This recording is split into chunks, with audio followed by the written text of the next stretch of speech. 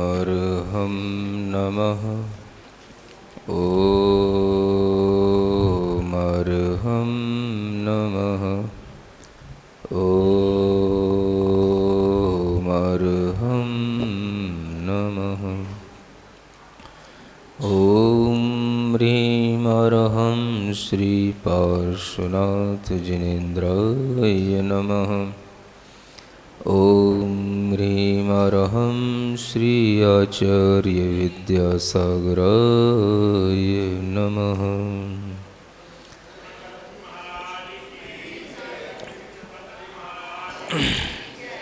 पार्श्व पुराण के इस प्रकरण में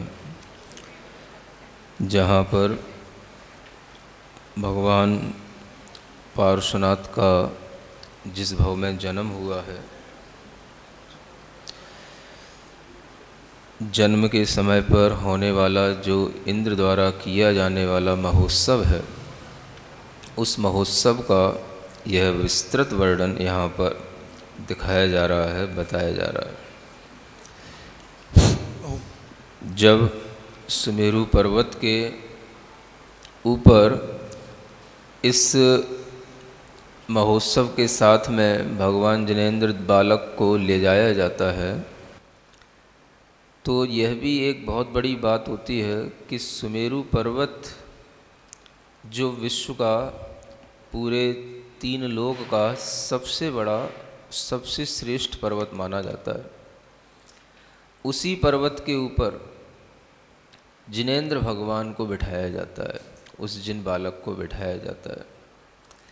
इसलिए ये बहुत ही महत्वपूर्ण बात है कि जो 3 लोक में श्रेष्ठ हैं, उनके लिए बचपन से ही वह स्थान दिया जाता है जो 3 जगत में सबसे उत्तुंग, सबसे ऊंचा माना जाता है।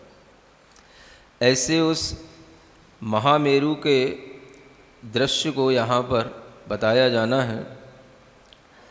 महामेरु के मस्तक भाग, पांडुक वन बहुधर सुहाग, जो जन सहस जासु विस्तार, सुर चारण खग करे विहार, चहुँ दिस 4 जिनालय जहाँ, सघन सास ते तरुवर जहाँ, मध्य चूलिका मुकुट शरीर, सो उत्तुंग जो जन 40, 12 जो जन जड़ विस्तार, 8 मध्य और ऊपर 4, जाके ऊपर रजत विमान, रोमांतर नर क्षेत्र प्रमाण, तिस ईशान दिशा शुभ थान, मणिमय शिला सासती जान,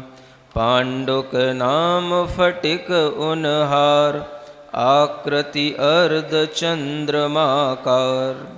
देखो, कहा जा रहा है जो महामेरु पर्वत है उसमें सबसे ऊपर एक पांडुक वन है, और वह पांडुक वन जिसका कि 1000 योजन विस्तार है, जहाँ पर हमेशा देव लोग, चारण, रिद्धिधारी मनुष्य और अनेक विद्याधर मनुष्य विहार करते हैं, जिसकी चारों दिशाओं में 4 जिनालय हैं। बहुत ही सघन शाश्वत वन जहाँ पर हैं, उस पर्वत की मध्य चूलिका के मुकुट पर सबसे ऊपर एक 40 योजन की चूलिका बनी हुई है। उसी पांडुक वन के ऊपर 12 योजन उसका जड़ में विस्तार है, 8 योजन मध्य में और ऊपर 4 योजन विस्तार के साथ में वह चूलिका बनी हुई है, माना शिखर बना हुआ है। उसके ऊपर जो है रजत का विमान है, और उस चूलिका के ऊपर एक बाल मात्र के अंतर से स्वर्गलोक प्रारंभ हो जाता है। जो सुमेरु पर्वत की चूलिका है, उस पर, उसके ऊपर से बस एक बाल मात्र के अंतर से स्वर्ग का विमान शुरू हो जाता है, जो ऋजु विमान कहलाता है। उस पर जो पांडुक वन है, उस पांडुक वन के ऊपरी भाग पर जहाँ पर यह पांडुक शिला होती है, वह पांडुक शिला ईशान दिशा में होती है। और वह मणिमय होती है, शाश्वत बनी रहने वाली शिला होती है, और वह स्फटिक की बनी हुई होती है, अर्ध चंद्रमा के आकार की होती है, 100 योजन उसका आयाम होता है, और उसी के आधे है ना वह विस्तार वाली होती है और 8 योजन ऊंची होती है। ऐसे उस शिला के ऊपर आगे बताया जा रहा है, शुर विद्याधर पूजत नित्य भरत खंड जिन नौन पवित, तहाँ हेम सिंहासन सार रत्न जड़ित सो वलयाकार, धनुष 500 उन्नत जोय, भूमि भाग विस्तीर्ण सोय, ऊपर जास अर्थ विस्तार, जाके तेल मिट तिशही पर पद्मासन साज, पूरब मुख था पे जिन राज, इस अवसर सोई इम ईस, मानो मेघ रतन गिरिशीस, पूजा कल ध्वजा कलश दर्पण भंगार, चमर छत्र सुप्रतिष्ठिक तार, मंगल दर्व मनोहर जहाँ, धरे अनादि निधन ये तहाँ, आसन दोय उभय दिश ओर, जुगल इंद्र ठाणे तिहि ठोर, चारों दिश चारों दिगपाल, यथा जोग जिन मज्जन काल, सची सुरेंद्र अप्सरा थोक, सब ठाड़े पांडुक वन रोक, चौविद देव खड़े चहुपास, जन्म नौन देखन हुल्लास, कियो महामंडप हरितहाँ, 3 लोक जन निवसे जहाँ, कल्प कुसुम माला मनहार, लटके मधुप करें मंझार, सुरवादित्र बजे बहुभाय, सुरभि सुगंध रही महकाय, मंगल मिल गावे सब सची, नाचे सुरवनता रस रची, तब मज्जन प्रारंभ विशेष, उद्यम कियो प्रथम अमरेश। यह जो पांडुक शिला है, उस पांडुक शिला पर जहाँ पर जिनेंद्र भगवान उस बालक को विराजमान करना होता है, वह पद्मासन में जिन बालक का मुख पूर्व दिशा की ओर करके वह सौधर्म इंद्र उस बालक को विराजमान करता है।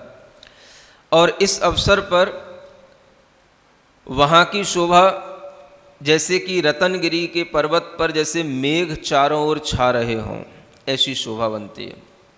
क्यों बनती है?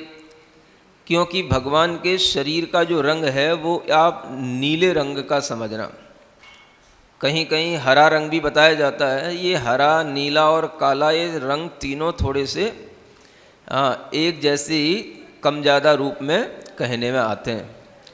तो बहुत जगह पर पार्श्वनाथ भगवान का जो वर्णन है वो नील रंग के साथ भी किया गया है ना।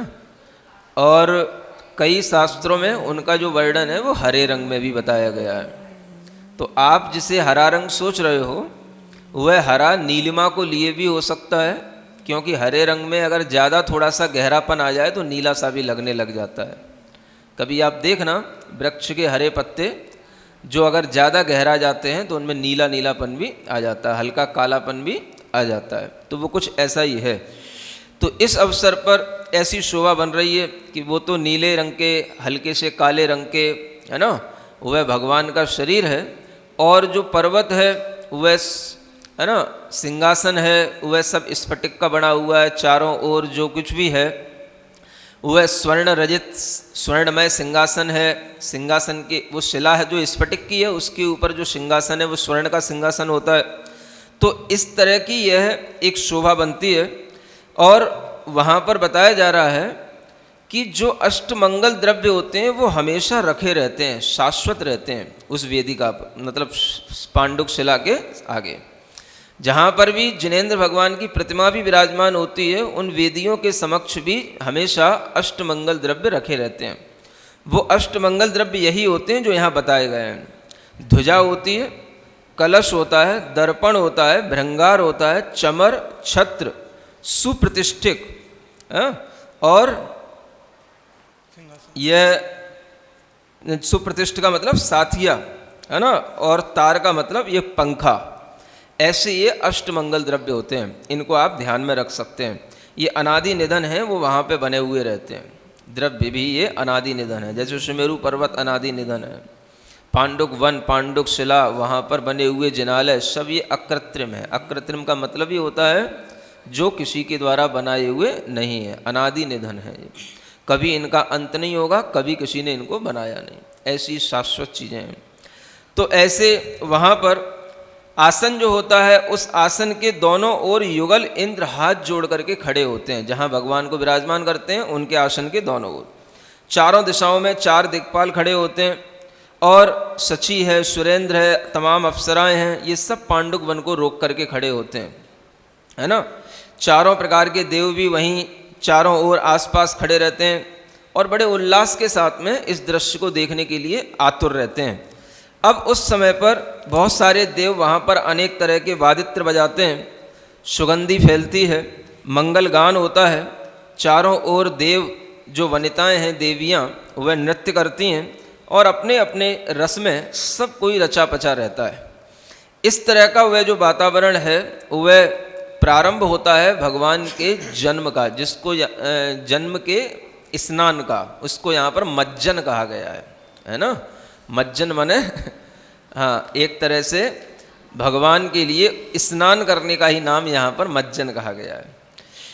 तहाँ कुबेर रतन खची रखी पेड़ का पंत, मेरु शिखर शो सोहिए क्षीरो दधि पर्यंत, शुर श्रेणी सोपान पे पंचम सागर जाय, भरलाई कंचन कलश वदन, चंदन चर्चित काय, जो जन एक प्रमाण मुख वसु जो जन गंभीर, यह मर्यादा कलश की जिन शासन में वीर। मुकत माल मंडित लसे कंचन कलश महंत, नव बनिता के उरज यो अति शोभावंत। अब यहाँ कहते हैं कि देखो, आप भगवान के जन्म महोत्सव की, कल्याणक की महिमा इसी से पहचान सकते हो कि जहाँ पर कुबेर जैसे तो लोग खड़े हों रत्नों की वर्षा करने के लिए, है ना। क्या कहा जा रहा है? हाँ, कुबेर जैसे लोग तो रत्नों की वर्षा करने के लिए खड़े हों, और जहाँ पर मेरु शिखर तक, क्षीरोदधि से लेकर के मेरु शिखर तक जहाँ पर देवताओं की लाइनें लगी हों,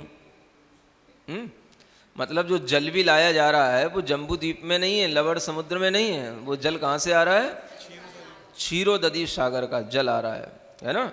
तो वह इतनी लंबी, जहाँ पर देव लोग उस जल को ला रहे हों, देवों की श्रेणी लगी हो, है ना, लाइन बनी हो बिल्कुल सोपान नसैनी की तरह, पंचम सागर माना जाता है वो, 5वां सागर है ना। पहला समुद्र तो लवण समुद्र है, ऐसे और 4 क्रॉस करने के बाद में तब 5वां सागर आएगा, उसका नाम है क्षीर सागर। तो ऐसा, अब उसमें जो कलश लाया जाता है वो 1 योजन का, तो वह कलश का मुख बड़ा होता है, 1 योजन फैलाव का होता है। समझ आ रहा है? अब आप क्या समझेंगे कितना बड़ा कलश है। अब विक्रिया शक्ति से हर चीज संभव है, और इस तरह के कलश वो ही पकड़ सकता है जिसके पास में विक्रिया शक्ति हो। मनुष्य के पास बस की नहीं है ऐसे कलश पकड़ना, है ना। हाँ, 1 योजन कम से कम भी माना जाए तो 12 किलोमीटर का कलश हो गया मुख, उसका विस्तार है। हाँ, और 8 योजन गंभीर है, माने गहरा है वो, 8 योजन है, 12 8 96 96 किलोमीटर गहरा, इतना बड़ा वो है कलश है। अब क्या पकड़ोगे तुम उसको अपने हाथ में? समझ आ रहा है? उसमें क्षीर सागर का जल है, इतना भारी कलश, और नया नया उत्पन्न हुआ कल का बेटा है वो बालक है ना। अब आप समझो कि ये सब जो महिमा है ना, वो है महिमा आपके लिए तभी समझ में आ सकती है जब आपको कुछ लोकोत्तर चीज़ों पर विश्वास हो, है ना। इस दुनिया से हटकर के भी किसी दूसरी दुनिया की चीज़ों पर विश्वास हो, तो ही आपको चीज़ें समझ में आ सकती हैं। जिन्हें देवों पर विश्वास नहीं, देवों की शक्ति पर विश्वास नहीं, जिन्हें देवों की विक्रिया पर विश्वास नहीं, सुमेरु आदि पर्वतों पर विश्वास नहीं, कहाँ क्षीर सागर है जिनने कभी विश्वास में लाया नहीं, तो उन्हें ये कोई चीज़ विश्वास में आ नहीं सकती है। समझ आ रहा है? हाँ, अब ये देखो बहुत बड़ी चीज़ हो गई। 1 योजन का मुख है, 8 योजन गहरा है, और वह जो है अगर इस तरह से कोई कलशा है तो उस कलशा की इतनी मर्यादा लिए हुए वह कोई भी सौधर्म इंद्र जो है उस कलश को हाथ में लेकर के वह उस बालक के ऊपर उस जल से उनका सिंचन करता है, अभिषेक करता है। समझ आ रहा है? सौधर्म इंद्र जहाँ पर आगे रह रहा हो, खड़ा हो, तो उस दृश्य की महिमा तो अपने आप बन ही जाती है। अब ऐसा वह जो यह लोकोत्तर दृश्य है, इस दृश्य से अगर हमारे अंदर ये विश्वास बनता है कि इस तरह से जिन बालक की महिमा होती है, तो ही हम जो है इस जन्म कल्याणक को समझ पाते हैं या जन्म कल्याणक का कोई महत्व समझ पाते हैं, है ना। अब जो किलोमीटर है वो सब तो अपने नापने के लिए है। जिनके पास विक्रिया शक्ति है वो तो जम्बू द्वीप को भी हिलाने की क्षमता रखते हैं। समझ आ रहा है? नया नया द्वीप और सागर भी बनाने की क्षमता रखते हैं, पूरे सागर को भी एक जगह से उड़ेल करके दूसरी जगह उठाने की क्षमता रखते हैं। तो ये शक्तियों का जब हमें ज्ञान होएगा तो हमें लगेगा कि ये किलोमीटर में चलने वाली चीज़ें कोई बहुत बड़ी चीज़ें नहीं है ना। अब ये तो चलो 2 और 8 किलोमीटर 8 योजनों की बात हो गई। उनके जो विमान होते हैं वही संख्यातों योजनों के होते हैं, किसी किसी के असंख्यात योजनों के होते हैं। अब असंख्यातों किलोमीटरों के विमान होंगे, आपके विश्वास में कैसे आएगा? समझ आ रहा? तो कहीं ना कहीं हमें अपनी बुद्धि को बढ़ाना पड़ेगा, विस्तार देना पड़ेगा, और हम जो संकुचित होकर के सोचे बैठे हैं उसे हमें श्रद्धा से उसको बढ़ाना पड़ेगा। माने बुद्धि को भी जो है ना थोड़ी सी इलास्टिसिटी दी जाए तो श्रद्धा के साथ दी जाए, ज्ञान के साथ नहीं दी जा सकती है।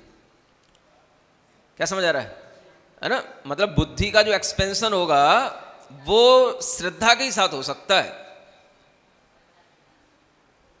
अब आपको ज्ञान बढ़ाना है, ज्ञान बढ़ाना है, तो ज्ञान आप कितना ही बढ़ाने की कोशिश करो वो कितना बढ़ेगा? अगर आपकी श्रद्धा बढ़ेगी तो ज्ञान बढ़ गया। अब आपने मान लो इतना ज्ञान बढ़ा लिया कि हाँ 1 योजन का विस्तार वाला, व्यास वाला और 8 योजन गहराई वाला कलश होता है, तो आपका ज्ञान बढ़ गया कि नहीं बढ़ गया? अब मान लो वो चीज़ आपके ज्ञान में नहीं समा रही है तो आपका ज्ञान छोटा है, हम क्या करें उसमें? छोटा क्यों है? तो आपकी श्रद्धा छोटी है, आपकी श्रद्धा में बातें बैठ नहीं रही हैं, तो आपकी श्रद्धा कमज़ोर है, इसलिए आपका ज्ञान भी छोटा है। बस तो आप अपने ज्ञान का विस्तार बढ़ाओ, श्रद्धा बढ़ाओ, बहुत बड़ा बड़ा ज्ञान हो जाएगा। असंख्यात और अनंत से नीचे कोई बात ही नहीं होती यहाँ पे। समझ आ रहा है? हाँ, संख्यात तो मनुष्य होते हैं, देवता असंख्यात होते हैं, इसलिए जो यहाँ पर लोकोत्तर महापुरुष होते हैं वो सब देवताओं के संपर्क में आ जाते हैं। मनुष्य करेगा क्या उनके लिए? कितना सा जलसा मनाएगा, हल्ला तो तमाम करेगा, होता जाता उससे कुछ है नहीं है ना। तो मनुष्य के बस की ये कोई चीज़ नहीं है, ये लोकोत्तर महापुरुष हैं, इसलिए इनकी सेवा बचपन से ही, जन्म के समय से ही इंद्र हाथ में ले लेता है, सब जिम्मेदारी सब मैं ही करूँगा, आपको कुछ नहीं करना है ना। तो इतना ज़्यादा जिस बालक का पुण्य हो, हम उस पुण्य को भी अगर विश्वास में लाएंगे तो हमें समझ में आएगा कि इस पुण्य के कारण से ही हम उन बालक को तीर्थंकर के रूप में स्वीकार करते हैं।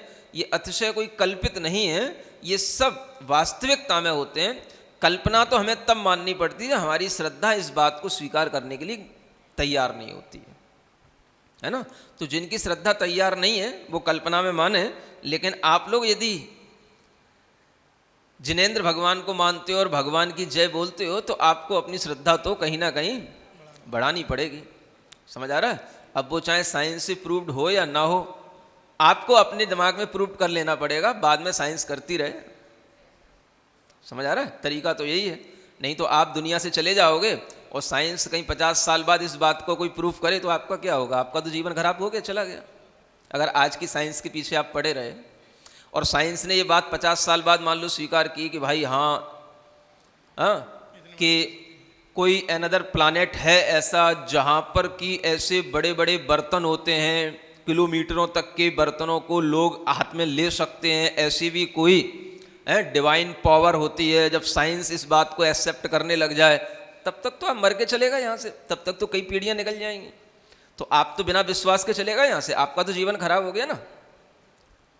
अगर आप साइंस के पीछे पड़े हो तो साइंस तो कोई कंप्लीट चीज़ तो है ही नहीं, वो तो रिसर्च है, समझ आ रहा है। और रिसर्च का मतलब ये होता है जो सर्च हो चुकी है उसी को रिसर्च करना, समझ आ रहा है। तो ये रिसर्च नहीं है, ये सर्च है। और साइंस रिसर्च करती है, जो है उसी को ही, समझ आ रहा है, रिसर्च करके आपके सामने ला देती है, तो उसका नाम आ जाता है न्यू इन्वेंशन। नया इन्वेंट हो गया बस। तो ये सब रिसर्च चलते हैं, सर्च तो हो चुका है सब पहले। जिनके ज्ञान में, केवल ज्ञान में आ चुका है, जिन ऋषियों मुनियों ने जो किताबों में बता रखा है वो सब सर्च कर रख चुके हैं, वो सब सर्च हो चुका है। अब आप रिसर्च करते रहो। आपको अगर साइंस पर विश्वास है तो आप साइंस जब रिसर्च करेगी तब विश्वास कर लेना, हमने तो कर लिया है, आप अपनी जानो। ठीक है ना। तो बोलो पार्श्वनाथ भगवान की। मंगल भवन अमंगल हारी, पारशनाथ जगत हितकारी। सुख संपत सब ही घर आवे, पारस कथा भविक जो गावे। सहस भुजा सुरपति तब करी, भूषण भूषित शोभा भरी। इस अवसर हरि सोहें, भूषणांग सुर तरुवर जेम। कलश हाथ हरि लीने जाम, बाजनांग सम शोभाताम। 3 बार कीनो जयकार, कलशोधरण मंत्र उच्चार। यही विधि सिरि सौधर्म ईस, डाले कलश स्वामी के शीस। तब सब इंद्र कियो जिन न्योन, अतुल उछाव बढ़ायो जग ज्योन। महाधार जिन मस्तक डरी, मानो नभ गंगा अवतरी। मुदित असंख अमर गण तबे, जय जयकार कियो मिली सबे। उपजो अति कोलाहल सार, 10 दीदी बधिर भई तीवार।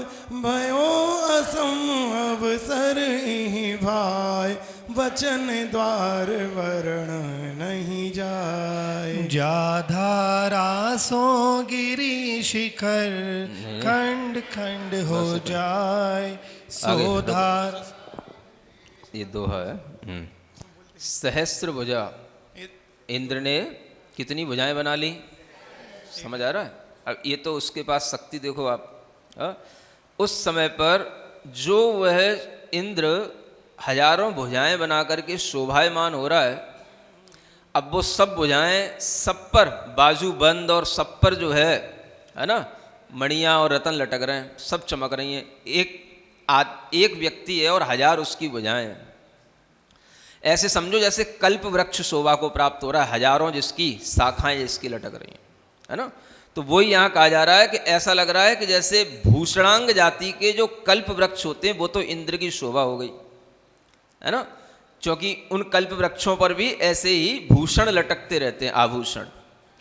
और जब वो अपने हाथ में वो बर्तन लेता है इतना बड़ा, तो ये समझ लो कि भाजनांग जाति का भी कल्प वृक्ष वहाँ आकर के खड़ा हो गया हो। ऐसे कल्प वृक्षों की तो शोभा इंद्र के लिए हो रही है। और ऐसे उस कलश को हाथ में लेकर के जब वह जय जयकार करता है, कलश को मंत्र के साथ उच्चरित करके भगवान जिन बालक के ऊपर ढोरता है, तो उस समय पर इंद्र जब न्यवन करता है तो उसका जो आनंद बढ़ता है, वो आनंद जो है कहने का विषय नहीं है। अब समझो असंख्य देव देवतियां खड़े हैं, लेकिन कलश जो सबसे पहले ढारने का काम है वो करेगा सौधर्म इंद्र। समझ में आ रहा है। हाँ, सब उसके पीछे हैं।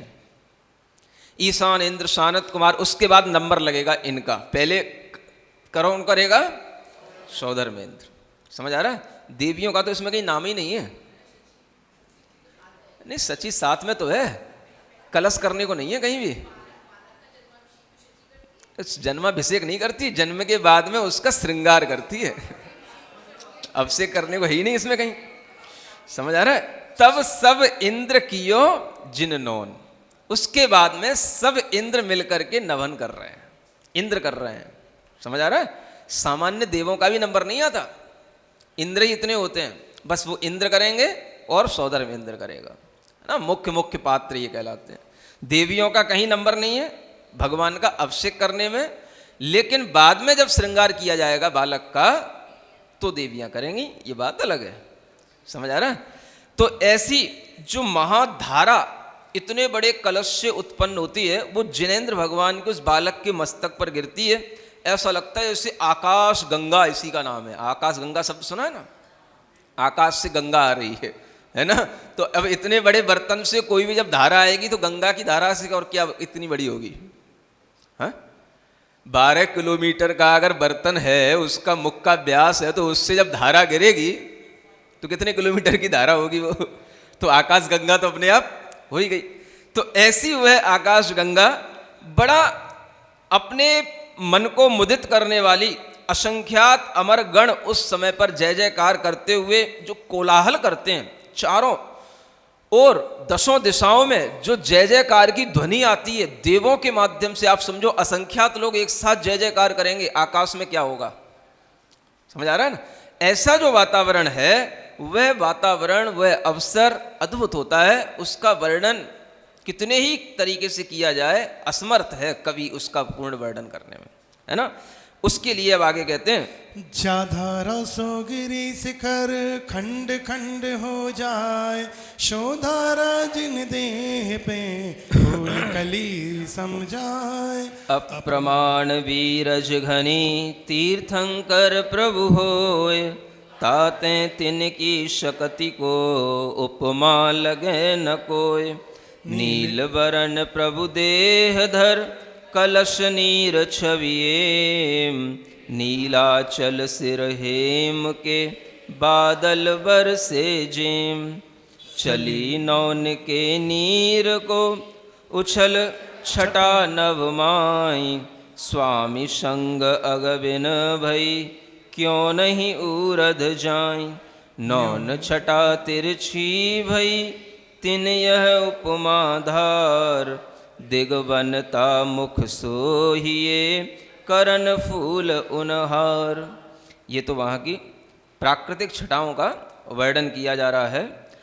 जिन तन परश पवित्र भई सकल जग शुचिकरण, सोधारा मम नित्य पाप हरो पावन करो।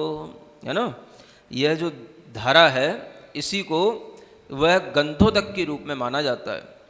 और उस समय पर भी यह जो धारा है इतनी पवित्र होती है कि सभी सम्यक दृष्टि जीव भी ये भावना करते हैं कि ये धारा मुझे मिले, मैं भी इससे अपना चित्त को पवित्र करूं। यो सुरेंद्र मज्जन विधि ठान, फिर कीनो गंधोदक नान। विनय विस्तरी शांति पाठ पढ़ी पूजा करी। अच्छा, शक्र शची सुर आनंद भरे, यथा योग सब कारज करे। पर दक्षिण नीनो बहु भाई, बारंबार नहीं सिरनाय। इस तरह से यह गंधोदक स्नान हुआ, जल लेकर के विनय करके। समझ आ रहा है? देखो अभी कोई केवल ज्ञान नहीं हो गया, अभी कोई दीक्षा नहीं ले ली है, अभी वो बालक है, फिर भी उस बालक का अभी यह गंधोदक इतना पूज्य है कि वह सम्यक दृष्टि सौधर्म इंद्र है। वह उस बालक के इस गंधोदक को विनय करके अपने मस्तक पर लगाता है, शांति पाठ करता है, पूजा करता है। वह देव और सची आनंद से भर करके जितने भी योग्य कार्य होते हैं उस बालक के साथ में सब करते हैं। समझ आ रहा है? आज के सम्यक दृष्टियों की तो बात ही मत कहो। हाँ, उन्हें तो जिन प्रतिमा का भी इस मतलब अभिषेक करना ऐसा लगता है कि जैसे भगवान की धूल हटा रहे हो, है ना।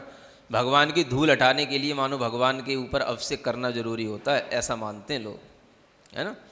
जबकि वह जिन प्रतिमा में तो पंच कल्याणक हो चुके हैं, है? उसमें तप कल्याणक, ज्ञान कल्याणक सबकी प्रतिष्ठा हो चुकी है, तो वो तो अत्यंत पूज्य है ही। लेकिन जब ये बालक गृहस्थ अवस्था में है तो आज के सम्यक दृष्टि अगर वहाँ मान लो हो भगवान के जन्म के समय, तो ऐसे सम्यक दृष्टि तो वहाँ पर कोई उत्सव करे ही ना।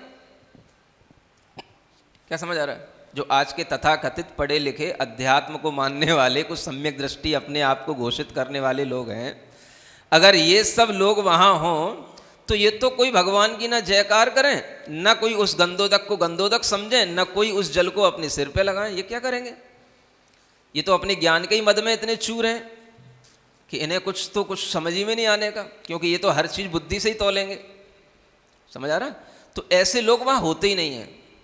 ये मूर्खताएं तो अब होने लगी हैं, पंचम काल आ गया है इसलिए। जब चतुर्थ काल रहता है, जब तीर्थंकरों का जन्म होता है ना, तो ऐसे मूर्खों को तो अलग खड़ा कर दिया जाता है, इनका कोई काम नहीं होता है ना। वहाँ तो जो सही शुद्ध सम्यक दृष्टि होते हैं, जो भगवान की भक्ति रखने वाले होते हैं, जिन्हें लालच होता है कि हमें ऐसे जिनका गंदोदक मिल जाए, वे ही गृहस्थ वहाँ पर आनंद लेते हैं, है ना। तो ऐसा समझो कि आजकल जो हम अति कर रहे हैं, ज्ञान ज्ञान ज्ञान करके, और ये सब अपनी श्रद्धा को मिटाते चले जा रहे हैं, यहाँ तक कि भगवान के जिन प्रतिमाओं का भी अभिषेक और, है ना, उत्सव करना या स्नान कराना, ये भी जो है उन्हें गलत सा दिखता है। उन लोगों को अपनी बुद्धि थोड़ी सी सुधारनी चाहिए, है ना। और आप लोग भी उनको प्रेरित किया करो कि अपनी बुद्धि को साफ करें।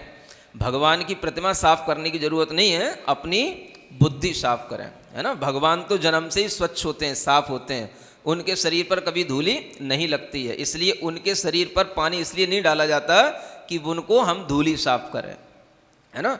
जिनका मन ऐसा है, उनके मन में कभी भी जिन प्रतिमा का कोई महत्व हो ही नहीं सकता, और कभी उनको सम्यक दर्शन हो ही नहीं सकता है ना। बात थोड़ा सा तीखी लग सकती है, लेकिन थोड़ी सी जब तक चुभे नहीं तो मिथ्या तो टूटता नहीं है ना। इसलिए थोड़ा सा चुभना भी चाहिए।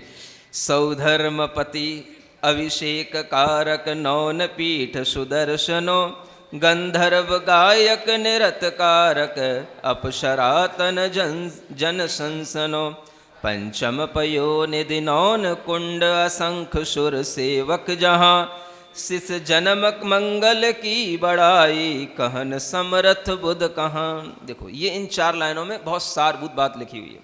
सौधर्म इंद्र जहाँ अभिषेक करने वाला हो, सुदर्शन मेरु जहाँ पर नवन की पीठ बन गई हो, है ना, उनका आसन बन गया हो, गंधर्व जहाँ के गायक हों, नृत्य करने वाली जहाँ अप्सराएं हों, पंचम जो समुद्र है उसका नौन कुंड बन गया हो, और असंख्यात सुर जहाँ सेवक बन गए हों, ऐसे उस जन्म मंगल की बढ़ाई करने की या उसकी बात करने के लिए सामर्थ्य किसकी है?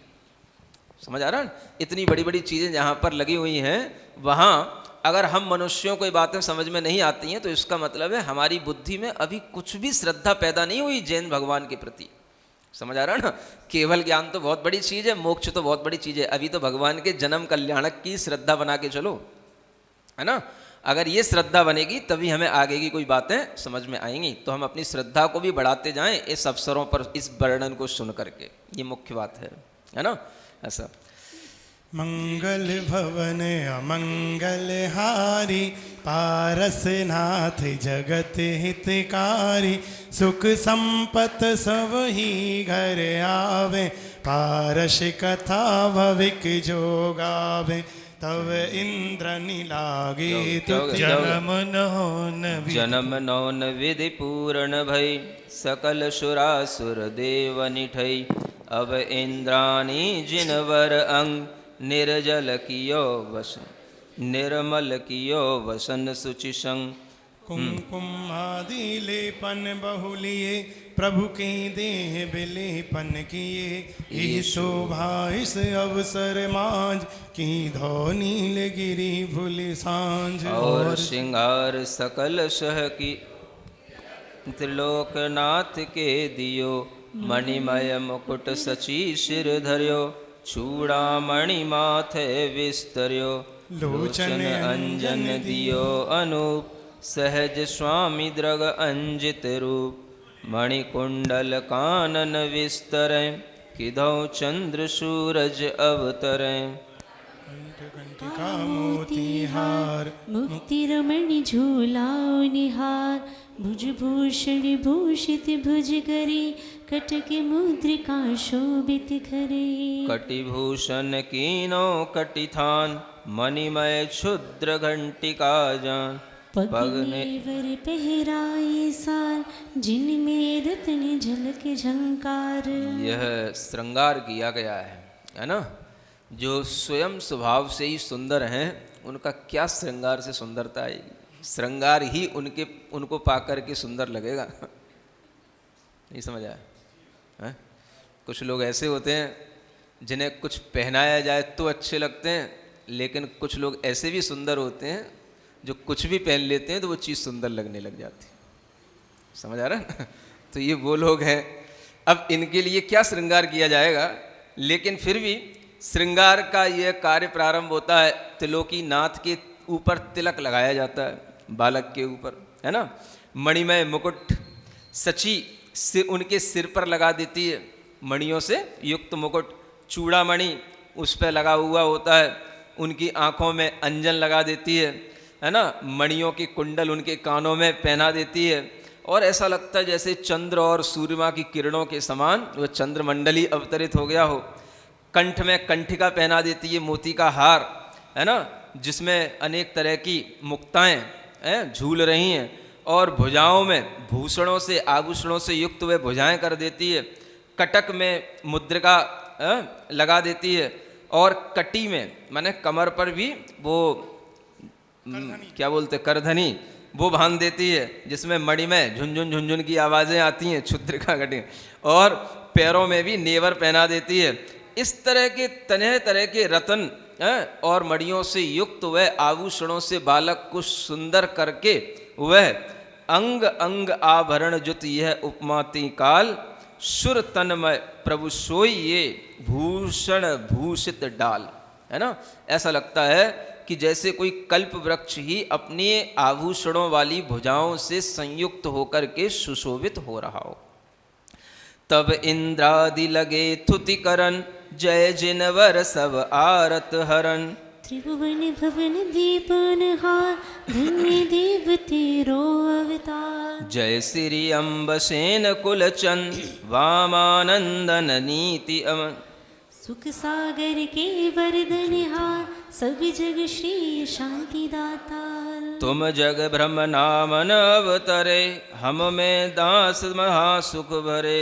बिन रवि उदय तिमिर जो जाए क्यों जाए कैसे कमल बाग विकसाए। मिथ्या मत रजनी अति घोर कुलिंगी चोर। जो प्रभु जन्म प्रभाते न थाय तो किम प्रजा बसे सुख पाए। ये अनादि संसारी जीव बिलखें भवगद गृषें अशीव। सो दुख मेटन दया निधान राज वैद्य जन में भगवान। भरम कूपवर्ती बहुलोय काड़न हार तिन्हें नहीं कोय। श्रीमुख बचन तेज बलधार अब उद्धार लहे निर्नाम। अब आप परम पावन परमेश औरन को सुचि करहु विशेष। जो शशि सीत प्रभातन धरे सीत स्वरूप सबन को करे। बिन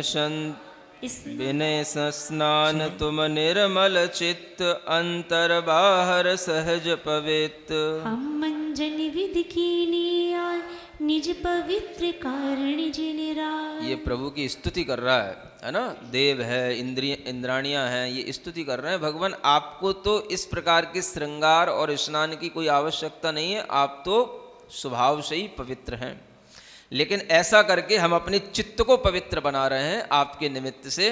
और आप तो तीन जगत के चित्त को आनंदित करने वाले हैं, पवित्र करने वाले हैं। आपके माध्यम से तो असंख्य जीवों का उद्धार होने वाला है। भगवान आपके लिए क्या कोई सेवा कर सकता है। ये तो हम सेवा करके अपने लिए ही पुण्य अर्जित कर रहे हैं और अपना ही चित्त पवित्र कर रहे हैं। ऐसी प्रभु की स्तुति वहाँ पर वह इंद्र कर रहा है।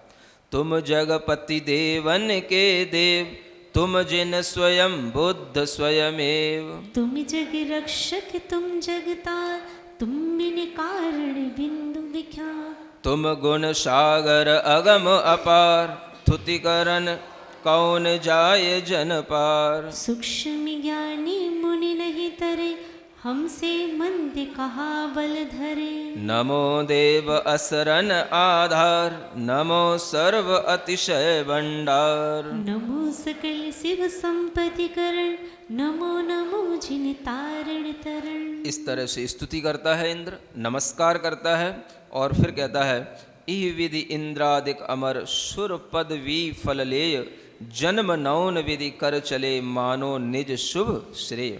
जन्म महोत्सव देख कर सुरपति की परितीत, बहु सुर सरधानी भये तज सरधा विपरीत। ऐसे सुरपति के द्वारा इस तरह से जन्म की विधि को संपन्न करने पर अनेक देव जो मिथ्या दृष्टि देव हैं वह भी श्रद्धानी बन जाते हैं तत्व के और सम्यक दृष्टि हो जाते हैं और उन्हें भी इस बात पर विश्वास आने लग जाता है कि बिना पुण्य के इस तरह का कोई भी कार्य किसी के साथ में हो नहीं सकता है। और इस तरह के जो तीर्थंकर बनेंगे यही वास्तव में भगवान है और कोई भगवान दुनिया को बनाने वाला नहीं होता है। यह मिथ्या बुद्धि जब उनकी दूर होती है तो उन्हें सम्यक दर्शन की प्राप्ति होती है। मंगल भवन अमंगल हारी, पारसनाथ जगत हितकारी। सुख संपत सब ही घर आवे, पारस कथा भविक जो गावे। तब सब देव जन्म पुर थान, पूर बलि विधि क्यों पयान। चढ़्यो इंद्र ऐरावत शीस, गोद लिए त्रिभुवन पति ईस। पूर्ववत धुंधु विधुनि गाज, देहि गीत निरत सब साज। आए जय जय करत अशेष, पिता भवन कीनो परवेश। मणिमय आंगन में हरियाप, हेम सिंहासन पर प्रभु थाप। अश्वसेन भूपति तिहिवार, देखो नंदन नयन पसार। तेज पुंज निरुपम छवि दे, रोमांचित तन बड़ो सने।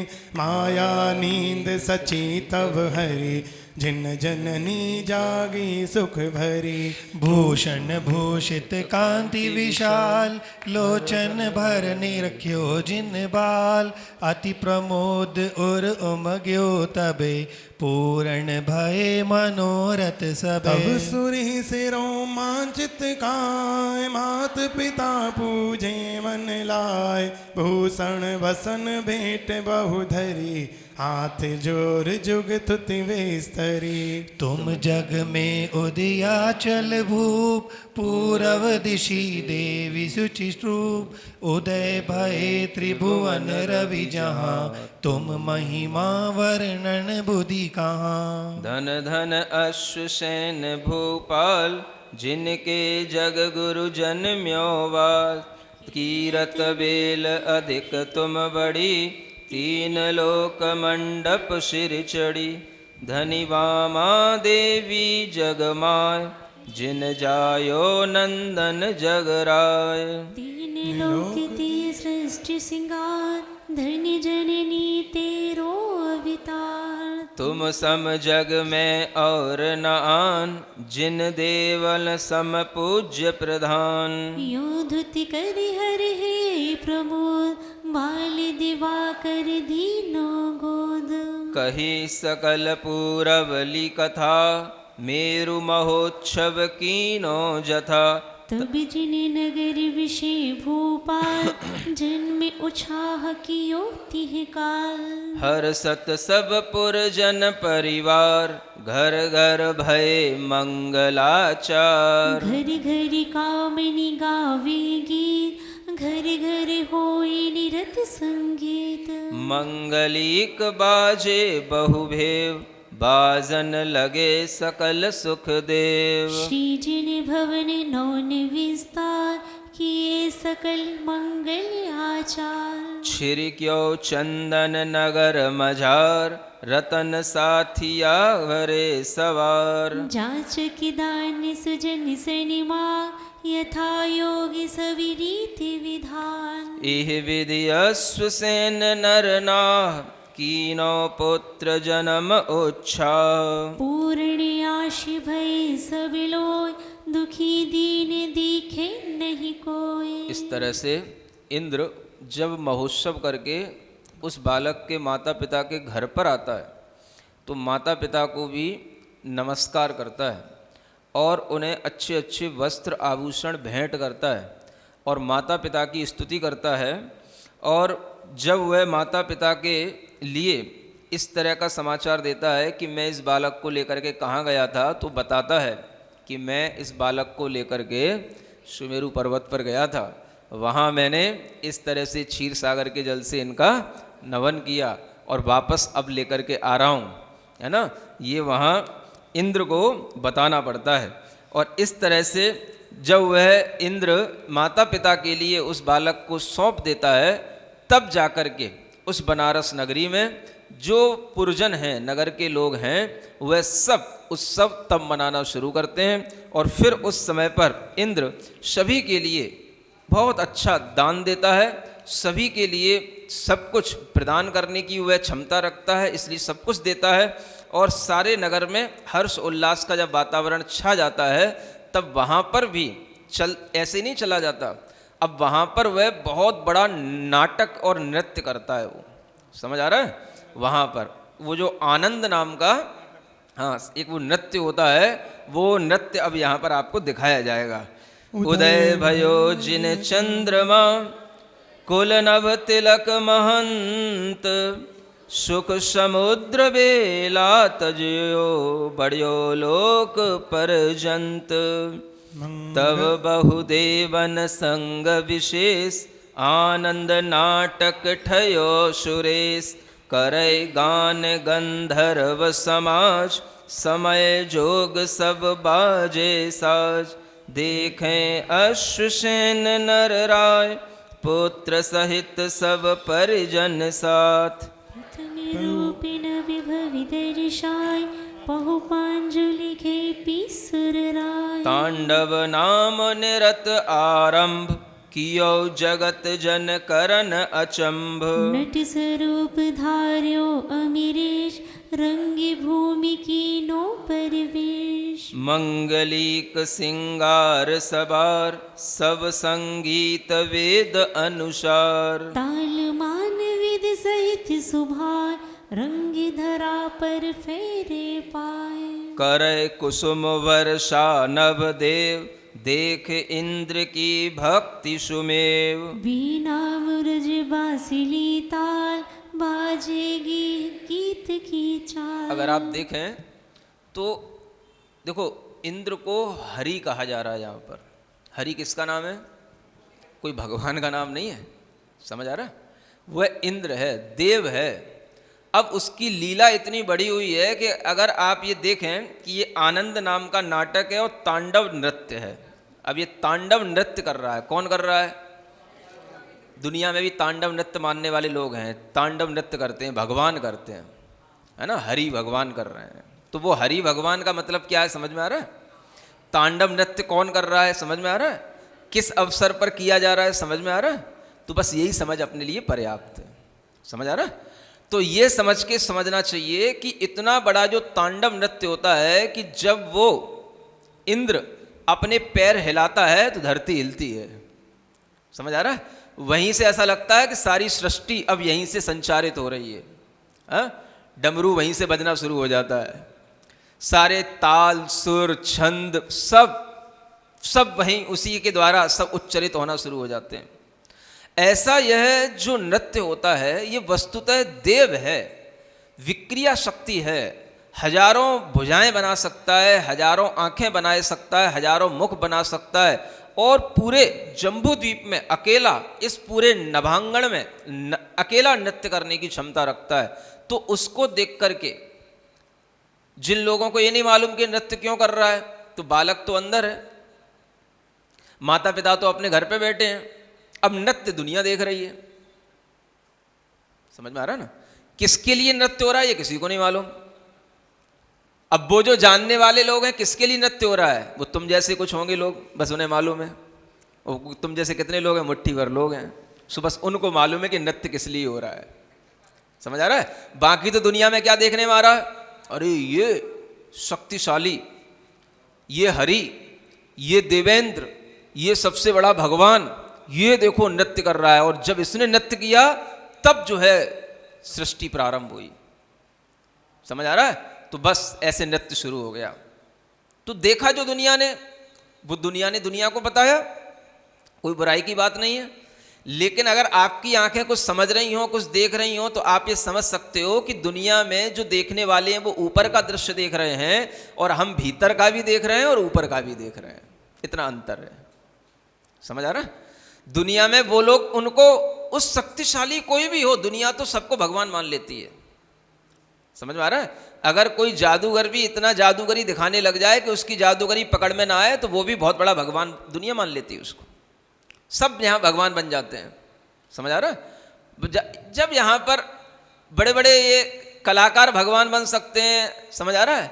अमिताभ बच्चन हो, चाहे वो धोनी हो, इनकी जब पूजा हो सकती है और मोदी की पूजा हो सकती है, तो फिर क्या है दुनिया में कि बुद्धि कितनी होती है लोगों में।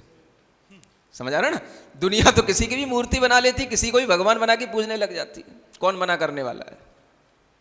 क्या समझ आ रहा है? तो दुनिया में तो लोग तरह तरह के अपने अपने अनुसार चलते हैं। समझ आ रहा है? जिसको जो शक्तिमान दिखा, जिसका प्रभाव दिखा, जिसका कुछ जलवा दिखा, वही उसके लिए भगवान हो गया।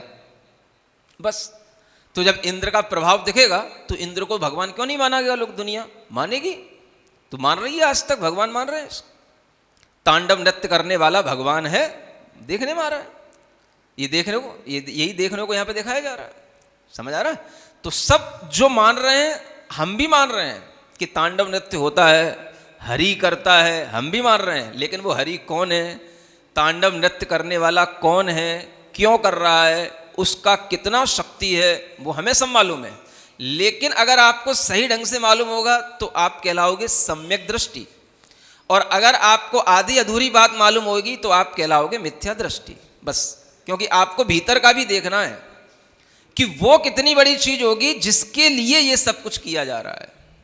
समझ आ रहा है? तो भीतर की बात हर किसी को नहीं दिखती है, तो वो देखने की कोशिश करो। जिस दिन तुम्हारी वो आंखें खुल जाएंगी, तुम सम्यक दृष्टि हो जाओगे। कोई बड़ी चीज नहीं सम्यक दृष्टि, बस ये ऊपर की आंखें जो दिख रही हैं, इन्हें संभाल के रखो, भीतर की भी आंखें खोलने की कोशिश करो। तो इसी को बोलते अंतर्दृष्टि खुल गया, माने सम्यक दृष्टि हो गया। समझ आ रहा है? अंतर्दृष्टि होना, अंतर्दृष्टि माने भीतर की चीज तो दिखे तुम्हें। तो ये शक्ति हैं, ये नृत्य हैं, ये तीन लोक को हिलाने वाले नृत्य हैं। लेकिन इसका मतलब ये नहीं है कि ये तीन लोक का स्वामी हो गया। जो तीन लोक का स्वामी है उसको रिझाने के लिए नृत्य हो रहा है। उसके जन्म कल्याणक के अवसर पर ऐसा नृत्य किया जा रहा है ना, जिसको बोलते हैं तांडव नृत्य। तो याद रखो, ये जो जन्म कल्याणक के अवसर पर होने वाले नाटक का नाम है आनंद नाटक, और नृत्य का नाम है तांडव नृत्य। जो कौन करता है? सौधर्म इंद्र करता है। उसी को हरि कहा जाता है, उसी को मघवा कहा जाता है, उसी को जो है बहुत बड़ा देवराज कहा जाता है, उसी को सब कुछ कहा जाता है। ये सब इंद्र के नाम हैं, पर्यायांतर आप पढ़ लेना शब्दकोश में। तो उसी को जो है ब्रह्मा भी कह देते हैं, उसी को हम शंकर भी कह देते हैं, सब कुछ उसी को कह सकते हैं। क्योंकि जो शांति करने के लिए जो कुछ कर रहा हो वह शंकर है। समझ आ रहा? तीन जगत में अब नृत्य होएगा तो हल्ला नहीं मचाएगा, सबको उपद्रव नहीं करेगा, मारेगा नहीं किसी को। शांति के लिए सब लोग उस नृत्य को देख करके आनंदित होंगे, इसलिए उसका नाम शंकर कहलाता है। समझ आ रहा है? तो ये चीज जब हमारी समझ में आएगी तब हमें लगेगा कि हम वास्तव में कितने अधूरे ज्ञान से जी रहे थे और हमें सही ज्ञान कैसे मिलना चाहिए। तो वही वहां पर कहा जा रहा है, कह रहे कुसुम वर्षा नवदेव, देख इंद्र की भक्ति सुमेव, वीणा मुरज बांसुरी ताल, बाजे गेह गीत की चाल, करें हरि मंगल पाठ बिरिया जोग्य बन्यो सब ठाट। चेंद्र भवी मोरे हाथी कंठ घट पाए। अद्भुत तांडव रस तिहि बार दर्शावे जन अचरजकार। सहस भुजा हर कीनी तबे भूषण भूषित सोवे तबे। आगे देखो, हरि सहस भुजा हरि कीनी तब, समझ आ रहा है? ये हरि कहलाता है। पाधारत चरण चपल अति चल पहुमी कप गिरिवर हिलय। हमें मुकुट चक फेरी ले ताकि रतन प्रभा छवि दे। वलयाकृति वह झलके सोए चक्राकार अगनि जिम होय। छिन में एक छिनक बहरो छिन सूक्ष्म छिन स्थूल सरो। समझ में आ रहा है? वलयाकार हो जाना, समझ आ रहा है? एकदम से जो है चितवन चकचोर कर लेना, और एकदम से जो है तरह तरह की जो है आंखें भौएं बना बना करके, है ना, नृत्य करना। तो नाटक भी चलता है साथ में और नृत्य भी चलता है। समझ आ रहा है? जैसे आप कभी किसी को नर्तकी को देखते हो जब नृत्य करती है तो उसकी जैसे, है ना, ये तो बस एक छोटा सा रूप होता है। अब जो इंद्र साक्षात है जिसने ये सब करना बताया है, तो वो कितनी तरीके से करता है, समझ आ रहा है? उसको देख देख करके हम सीखे, जो ये करते हैं ना भरतनाट्यम तो ये तो सब जो है उसका एक छोटा सा रूप है। तो ऐसे अब जो क्षण भर में, है ना, कहीं क्षण भर में यहाँ से दूसरा रूप बना ले, यहाँ से वहाँ पहुँच जाए, वहाँ से यहाँ आ जाए, ऐसे घूम जाए, पैर कहीं के कहीं उछाल ले, कुछ का कुछ कर ले, इतना जिसमें शक्ति है उसके नृत्य देख करके किसको आनंद नहीं आएगा, है ना? तो ये वही नृत्य चल रहा है। हाँ, छिन में निकट दिखाई दे, छिन में दूर देह धर ले। छिन आकाश माहि संचरे, छिन में निरति भूमि पर करे। छिन छुवे तारावली जाए, छिनक चंद सौ पर से काय। इंद्र जालवतियों अमीरे दर्शाई निज रिद्धि विशेष। अब इतनी क्षण भर में, छिनक छिन छिन माने क्षण भर में ताराओं को छू ले, क्षण भर में चंद्रमा के पास पहुंच जाए, क्षण भर में तुम्हारे पास खड़ा हुआ दिखाई दे। समझ आ रहा है? इतना जिसमें पास और दूर और छोटा और बड़ा और तरह तरह के रूप बनाने की क्षमता हो, समझो क्या चीज है? आपके सामने अगर एक नर्तकी मंच पे ही अगर नृत्य करती है और थोड़ी सी उछलती है तो आप उछलने लग जाते हो, वो तो पूरे आकाश में उछल रहा है? तो आप सोचो कि ये कितना बड़ा दृश्य। हाथ अंगुनी पे अप्सरा नाचे रूप रतन की धरा। अब देखो हाथ की उंगलियों पे अप्सरा को नचा रहा दिखा रहा है। अब कितने बड़े बड़े हाथ हैं उसके। शरीर तो उसका 3 हाथ का होगा, लेकिन विक्रिया से तो बहुत बड़ा बना लेता है। समझ आ रहा है? तो अप्सराओं को अपनी उंगली पर नचा रहा है, और 1,000 हाथ बना के, समझो कितना बढ़िया दृश्य लगेगा। 1,000 अप्सराएं नाच रही होंगी किसी के हाथ पे, तो है। तो ये देखो कितना बढ़िया दृश्य। अंग अंग भूषण झलकाएं, विकसित लोचन मुख मुख काएं। वेद विधि थारे पा करे कटाक्ष दिखावे भाव। बहुविध कला प्रकाश सार, सुर कामिनी दामिनी उनहार। जिन संजुति हर सुर तरुएम, कल्पित रागण बेण्यो जे। यो नाटक विधि ठान अनूप, त्यों जग शक्र किए सुख रूप। स्वामी जन पे अतिशय परिताप, जिनवर पिता सभापतिया। इंद्र महानट नाचे जहाँ, तिस अवसर वर्णन बुद्धि कहाँ। तब तह मात पिता की सा, पारसी नाम सकल सुरभा। राखि सुरासुर सेवा जोग, चले देव सब साधे नियोग। समझ आ रहा है? जहाँ पर इंद्र ऐसा नाटक करने वाला महानट हो, है? अब इसको क्या कहा जा रहा है? हाँ, नट ही तो होते हैं जो तरह तरह के नाटक और नृत्य करके आपको रिझाते हैं और आपके मन को शांत करते हैं। तो ऐसी शांति करने वाला, ये महानाटक करने वाला, ये हरि कहलाता है, ये इंद्र कहलाता है, जिसने उस अवसर पर जो किया उसका वर्णन करने की बुद्धि कविता में नहीं है, कवि में नहीं है। और ऐसा सब करने के बाद में सभी देव, जब ये नाटक पूरा हो जाता है उसके बाद में जय जयकार करके सारे देव अपने अपने स्थानों पर चले जाते हैं। ये जन्म कल्याणक का कार्य इस तरह से पूरा किया जाता है। इहि विधि इंद्रादिक अमर, जन्म कल्याणक ठान, बहुविधि पुण्य उपाय के पहुँचे निज निज। देखो इंद्र भी कर रहा है किस लिए? बहुत प्रकार के पुण्यों को अर्जित करने के लिए कर रहा है। समझ में आ रहा है? और इंद्र भी इस तरह के नाटक से, इस तरह के जब पुण्य अर्जित कर लेता है तो आपको सोचना है कि आपको पुण्य से घृणा क्यों उत्पन्न होती है। हाँ, जो थोड़े से पढ़े लिखे लोग होते हैं उन्हें पुण्य से घृणा क्यों होने लग जाती है। भगवान के सामने नृत्य करने में भी उन्हें क्यों बुराई नजर आती है। हाँ? क्यों हमें भगवान के सामने भी अपना जो है किसी भी तरीके से भाव प्रदर्शित करने में हमें क्यों अज्ञानता नजर आती है।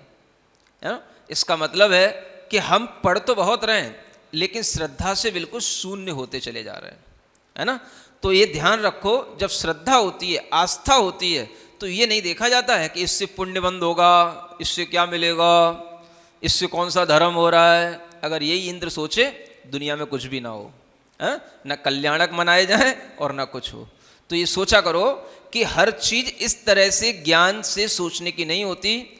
आपको ये देखना है कि आखिर आप भी एक मनुष्य हो, अविरत सम्यक दृष्टि यदि होगे तो भी आप गृहस्थी हो, और गृहस्थ होकर के भी उस बालक से बड़े नहीं हो गए जो जन्म से छायक सम्यक दृष्टि है। समझ आ रहा है? अब आगे उसका वर्णन सुनोगे। 8 वर्ष का होएगा तो देशव्रती हो जाएगा वो, इतना उसके अंदर संयम भाव रहता है। किनके अंदर? उस बालक के अंदर। हाँ, 8 वर्ष के होने के बाद में उसकी कसाएं इतनी मंद हो जाएंगी, वो देशव्रती का जीवन शुरू हो जाएगा उसका। समझ आ रहा है? लेकिन वो देशव्रत किसी से लेते नहीं, लेकिन उनका जीवन, उनकी चर्या, उनके भीतर के कषाय की निर्मलता वो बिल्कुल देशव्रती जैसी होगी। समझ आ रहा है? तो तुम क्या उनकी बराबरी कर पाओगे? तुम तो बस जय जयकार कर लो, यही बहुत है। और तुमसे वो भी करने में अगर कंजूसी हो रही है और वो भी तुम्हें बुराई दिखती है तो इसका मतलब है तुम कुछ जानते ही नहीं। सर्वज्ञ सर्वज्ञ करते करते तो तुम बहुत ज़्यादा बड़ी बड़ी बातें करने लगे क्रमबद्ध पर्याय की और सर्वज्ञता की, लेकिन आता तुम्हें ABCD भी नहीं है कि हमें भगवान को कैसे भगवान मानना है। जिनेंद्र, भगवान के पहले बाहरी रूप को तो समझ लो, सर्वज्ञता तो बाद में समझ में आएगी तुमको क्या होता है। समझ आ रहा है? तो थोड़ी सी बुद्धि जो एक्स्ट्रा चल रही है उसे एक्स्ट्रा चलाओ, मना नहीं है, लेकिन श्रद्धा के साथ चलाओ, है ना। जहां श्रद्धा टूटती दिखती है वो बुद्धि फिर मिथ्या बुद्धि हो जाती है। सुन रहे हो ना? हाँ तो बोल दिया करो। हाँ, तो इंद्रादिक जन्म स्नान जिनको करन कनका चल चढ़े, गंधर्व देवन सुभग गायो अप्सरा मंगल पढ़े, इह विद सुरासुर निज नियोगे सकल सेवा विद ठई, ते पाश प्रभु मुझे आस पुरियो शरण सेवक ने लही। बोलो चिंतामणि पाशनाथ भगवान की। अब सप्तम अधिकार, आगे बात बढ़ती है। पारस प्रभु तजी और को जे नर पूजन जाए, कल्प वृक्ष को छाण के बैठे थूहर छाए। कितनी बढ़िया बात कही है ना। पार्श भगवान को छोड़ करके देवी देवियों के पूजने में लगे हो, दूसरे और जो है तुम सब भगवान को छोड़ करके दूसरे भगवान को पूजने में लगे हो। ये ऐसा लग रहा है कल्प वृक्ष की छाया को छोड़ करके थूअर की छाया में बैठने जा रहे हो। थूअर एक है ना, नहीं ये अरहर जो होता है, अरहर थूअर वो है ना। हाँ, थूअर का वृक्ष होता है, उसमें क्या छाया होती है, थोड़ा सा वो वैसे ही उसकी पतली पतली सी डंडियाँ सी होती है, उसमें कोई छाया नहीं होती। समझ आ रहा है? तो आजकल लोग थूअर की छाया के पीछे पड़े। थूअर तो इतना बड़ा बना देंगे और उसके ऊपर पार्श्वनाथ से बिठा देंगे। अब उनकी बुद्धि को कौन समझाए? नहीं समझ आ रहा है? समझदार हो ना, तो इतना ही काफी, ज्यादा नहीं बोलना। मंगल भवन अमंगल हारी, पारसनाथ जगत हितकारी, सुख संपत सब ही घर आवे, पारस कथा भविक जो गावे। अब जिन बाल चंद्रमा बड़े, कोमल हास किरण सुख बड़े, ताति माति मणि हरे, सुख समुद्र दिन दिन विस्तरे। अमृत इंद्र अंगूठे दे, यही पिय पय पान नसे, देवी थाय हर्षि मणि धरे, मंजन मंडन विधि सब करे। केई मति भूषण मणिभूषण पहराय, करें अलंकृत प्रभु की काय। केही कांवर कर सिंगार, श्रीमुख चंद्र निहार निहार। हस्ते कमल सोले उठा मणि में आंगन मांझे अनु विचरे जिन पति बाल स्वरूप बहुविधि देव कुमार मनो बालक रूप भय वह योग कुटिया गमन करे तित साथ जो नक्षत्र गण में निशिनाथ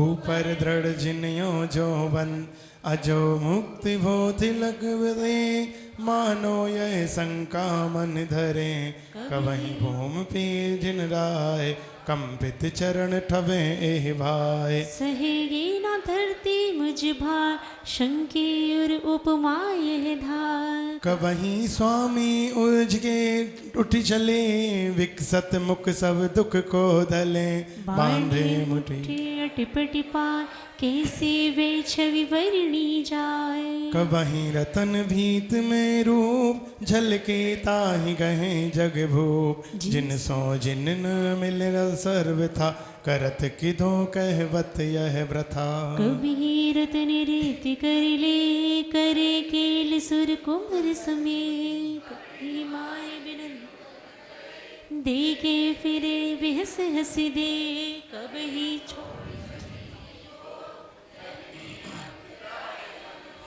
माता सो माने अति प्रीत बाल अवस्था की यह रीत यो जननी बालक लीला करे त्रिभुवन जन मन माणिक हरे क्रम सो बाल भारती नाम श्रीमुख कमल लसी अविराम अनुक्रम भई अंग बड़बार तब त्रिभुवन पति भय कुमार निरुपम कांति कला विज्ञान लावण रूप अतल गोथान मति श्रुति अवधि ज्ञान बल देव जाने सकल चराचर बेव सोम स्वभाव सहज उपशन निर्मल छायक दर्शनवन ये वेद 8 वर्ष के भये तब प्रभु आप अणुव्रत लये देव कुमार रहें संग नित्य ते छिन छिन रंजै जिन चित्त कबहीं गज तुरंग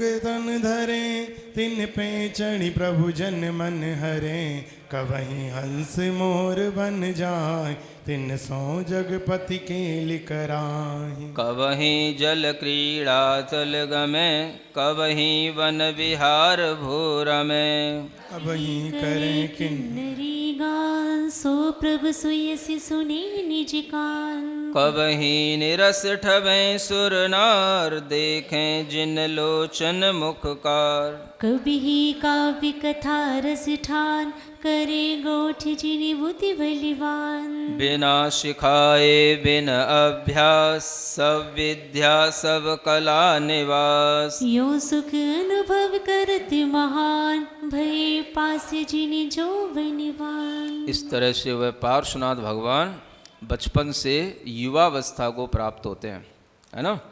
जो कुछ है सब देवों के द्वारा किया जा रहा है। देव ही उनके मित्र होते हैं, देव ही उनको हर्षित करते हैं, देवों से ही वो हर्षित होते हैं, देव ही उनके साथ खेलते हैं और देवों के साथ ही जो है वो पढ़ते हैं, लिखते हैं, बड़े होते हैं। उन्हें कोई पढ़ाने वाला नहीं होता है, लेकिन फिर भी सारा ज्ञान, सभी प्रकार की कलाएं उनके अंदर स्वयमेव स्फुटित होती चली जाती हैं।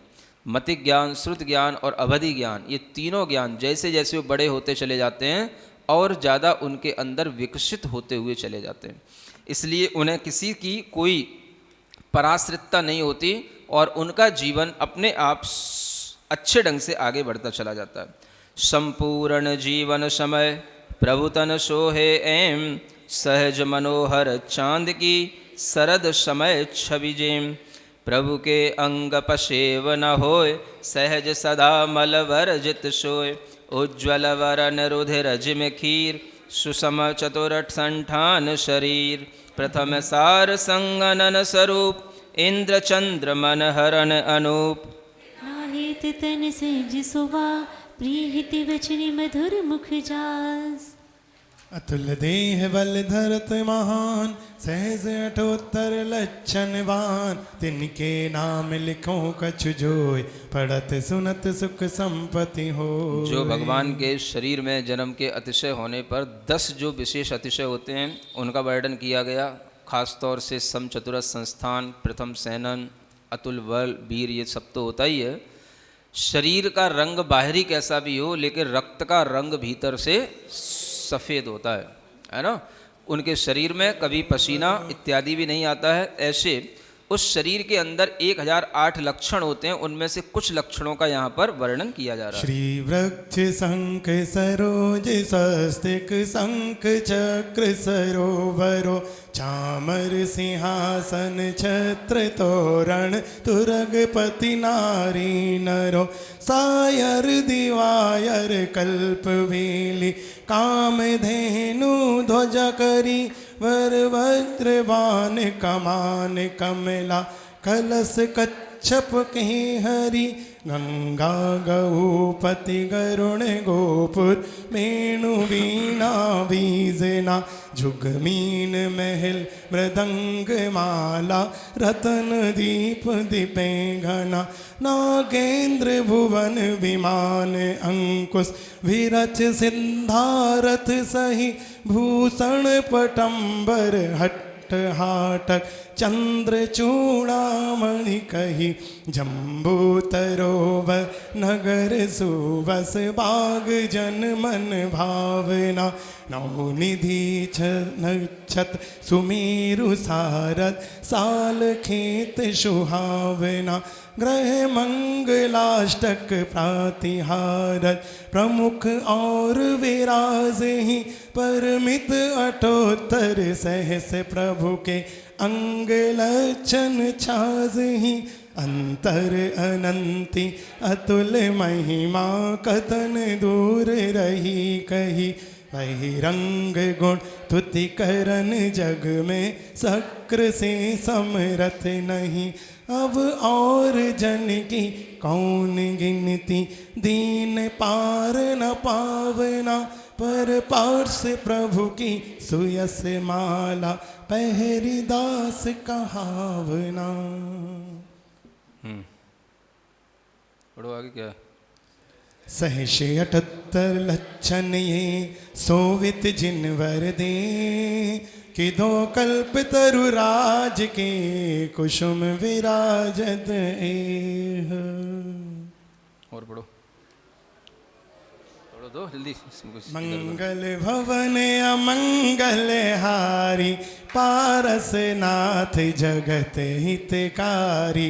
सुख संपत सब ही घर आवे, पारस कथा भविक जो गावे। शुभ परमाणुमय जिन अंग, नील वरण नौ हाथ उतंग।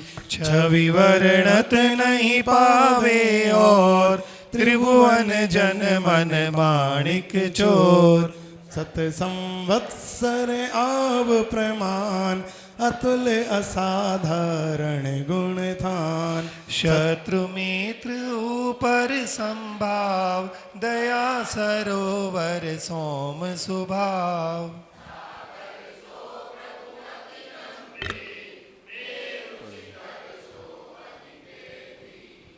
कांति देखिला जे मेरे गांग, तेज विलो की छिपे रविरांग। प्रविरत सो अधिक उदार, तिहु जग आशा पूरण हार।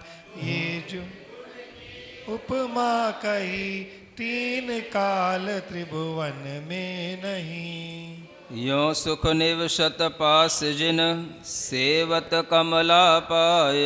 16 वरण वर्ष प्रमाण प्रभु, भये जगत सुखदाय। अभी कितने वर्ष के हो गए भगवान? अब 16 वर्ष के हुए हैं, है ना, इतनी देर में। सभा सिंहासन एक दिन बैठे, सहज जिनेन्द्र। सुर नर में प्रभु यों दिपे, ज्यों उड़गड़ में चंद्र। बोले अवसर पार, नेह सलिल भीजे बचन सुनो कुमर जगराय। एक राज कन्या वरो करो उचित व्यवहार, शिवेल आगे चले सुख पावे परिवार। ना बिराय की आश जो भरी प्रथम अवतार, तथा हमारी कामना पूर्ण हरो कुमार।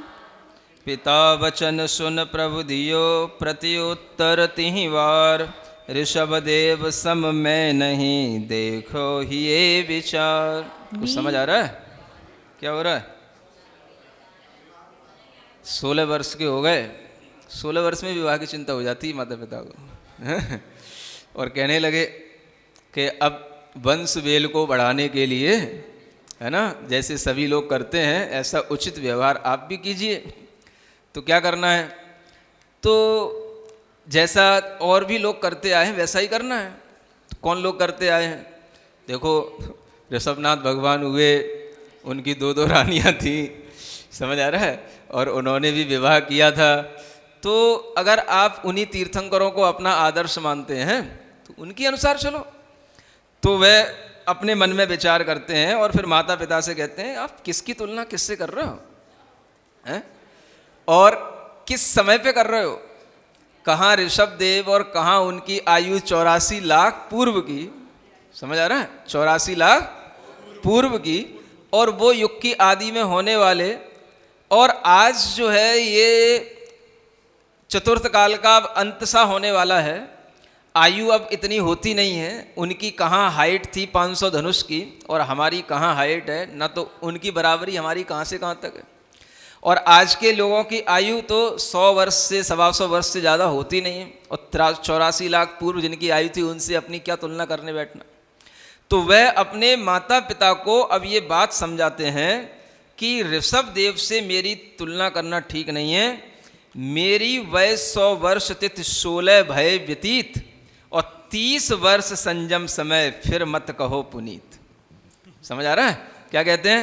100 वर्ष तो मेरी आयु है, 16 तो निकल गए, समझ आ रहा है, और 30 वर्ष में मेरे संयम का समय आएगा। इसलिए मुझे ऐसे बंधन में मत डालो कि मैं फिर बाद में तुम्हारी तरह बंधा पड़ा रहूं घर में ही। समझ आ रहा है? तो ऐसा वो अपने माता पिता को समझाते हैं।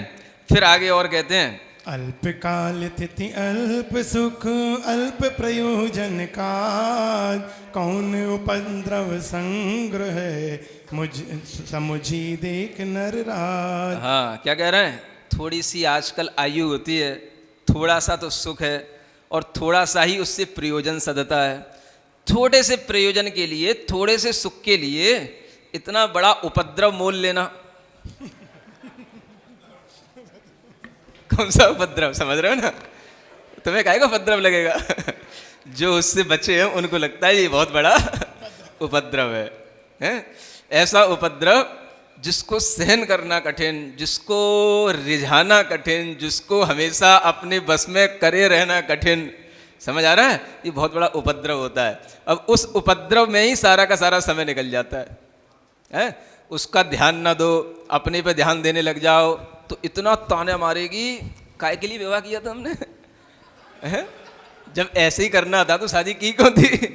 तो इतना बड़ा उपद्रव कि उसके बाद तो तुम कुछ सोच ही नहीं सकते हो, है ना? समय थोड़ा है। अब उस आयु में ही आपको सब कुछ करना है।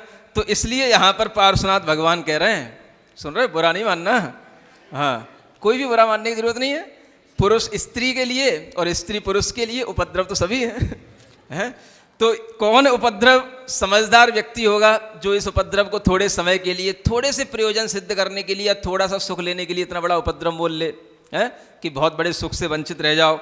ऐसा सुन करके देखो क्या कहते हैं, सुन सुन नरेंद्र लोचन भरे, रहे बदन बिल खाए, पुत्र ब्याह वर्जन वचन, कैसे नहीं किसे नहीं दुखदाय, है ना? पुत्र के ब्याह के मना करने के वचन हर माता पिता को दुखी बना देते हैं। ये बात है। हो जाए दुख थोड़ा सा, है? जब बहुत बड़े सुख की इच्छा कर रहे हैं तो थोड़ा सा दुख भी तो लेना ही पड़ेगा ना। और थोड़ा सा दुख दे करके अगर किसी को बहुत बड़ा सुख मिल जाए तो वो थोड़ा सा दुख भी दे देने में कोई दिक्कत नहीं है। नहीं समझ आ रहा है? उन्हें भी अगर सुख मिलेगा तो बहुत बड़ा सुख मिलेगा। कब मिलेगा? जब वह जीव वह शादी नहीं करेगा, विवाह नहीं करेगा, तभी उन्हें बहुत बड़ा सुख मिलेगा बाद में। अभी तो मोह का सुख मिल रहा है उनको कि बेटा मेरी बात मान ले, है ना?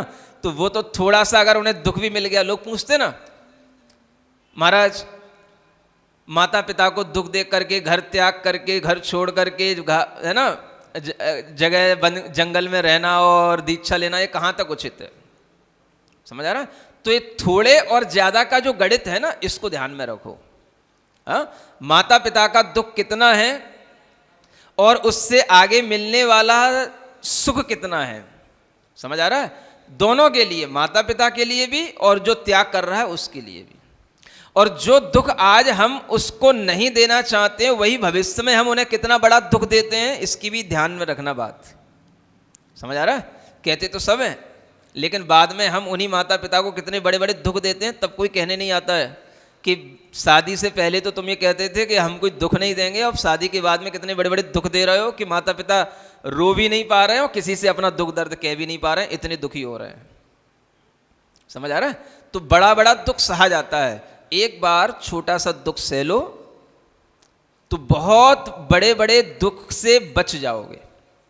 समझ आ रहा है? और एक बार छोटा सा दुख जो सह लेता है तो भीतरी सारा दुख को बाहर निकालने की भी क्षमता रखता है। जैसे डॉक्टर होता है, आपके शरीर में फोड़ा हो गया है तो एक बार तो उस बंगाली डॉक्टर के पास आपको जाना पड़ेगा। बंगाली डॉक्टर जानते हो? वो इसीलिए फेमस होते हैं। वो एक बार चीरा लगाएगा और जब तक चीरा नहीं लगेगा तब तक भीतर से पूरा साफ नहीं होएगा। वो एक बार तो चीरा में जो दर्द होएगा वो सहन करना पड़ेगा। अब चाहे इंजेक्शन लगवा के कर लो तो उसके इंजेक्शन में भी दर्द होएगा। समझ आ रहा है? तो ऐसा, तो जब कभी पहले बच्चों को फोड़ा होता था, कुछ होता था, अगर जैसे ही माँ कहती थी बंगाली डॉक्टर के पास चलना है तो आ जा, तो उन्हें वैसी सिर दर्द हो जाता था। समझ आ रहा है ना? यहाँ पे भी होते होंगे बंगाली डॉक्टर, फेमस है ना? हाँ, हर जगह होते हैं। वो फेसेस भी लेते हैं। तो उनका काम क्या है? बस माने वहां गए तो चीरा लगना ही है। समझ आ रहा है? लेकिन उसके बाद में फिर जल्दी ठीक भी होना है, ये भी बात है। तो ऐसे ही है, एक बार दुख तो थोड़ा सा देना ही पड़ेगा किसी ना किसी को, किसी भी तरीके से, फिर बाद में सुखी सुख है। ठीक है ना? तो जो लोग ऐसी पक्षपात की बात करते हैं कि माता पिता को सुख दिए बिना जो लोग दीक्षा ले लेते हैं वो सही नहीं करते हैं, उन्हें ये वाला गणित समझाना, डॉक्टर वाला जो मैंने आपको बताया। ठीक है ना? ये विधि मंद राग जिन राय निवसै सद सुखदाय। पापी करती वाणी नहीं दी। आ गया। मतलब जैसे ही सुख का समय आता है तो एक कमट बीच में आ ही जाता है ना? अब इस जन्म में भी देखो, अब ये फिर आने लगा कमट। क्या करेगा? मुनि हत्यावस दुर्गति गयो, पंचम नरक वास सोलयो। सत्री जल दिता दुख से, बचनी द्वार जो चाही न कहे। जब उसने पिछले जन्म में मुनि हत्या की थी, 5वें नरक में गया था, 17 सागर की वहां आयु भोग करके अब आने वाला है, इसलिए उसकी चर्चा की जा रही है। थिति पूरन कर छियोणो ठोर, सागर 3 भन्यो फिर और। पशुगति माही विपत्ति बहु भरी, त्रस थावर की काया धरी। मतलब 17 सागर नरक के और 3 सागर फिर और भ्रमण करता रहा पशुगति में। इस तरह त्रस थावर, त्रस इस पर्याय में, स्थावर पर्यायों में भी चला गया, माने एक इंद्री भी बन गया। समझ आ रहा है ना? ऐसा सब बन करके तब तक भी देखो बैर नहीं जाता, एक इंद्री जीव में भी चला गया। समझ आ रहा है ना? देखो कर्म कितना बड़ी चीज है। आत्मा का बैर भाव, कषाय भाव जो है वो कितनी बड़ी चीज है कि जीव सामने नहीं है कितने असंख्यातों वर्ष तक। समझ आ रहा है? जिससे हमारा बैर है वो जीव सामने ही नहीं, असंख्यातों वर्ष तक कोई मिले ही नहीं। वो उधर चले गए 22 सागर के लिए, ये 22 सागर दूसरी दुनिया में घूम रहा है। अभी नहीं मिला 22 सागर, तो मिल ही नहीं सकते। स्वर्ग का जीव नरक के जीव से मिल ही नहीं सकता। समझ आ रहा है? लेकिन इतने दिनों में भी बैर नहीं भूलता। कितनी बड़ी बात है, सोचने की बात है। समझ आ रहा है?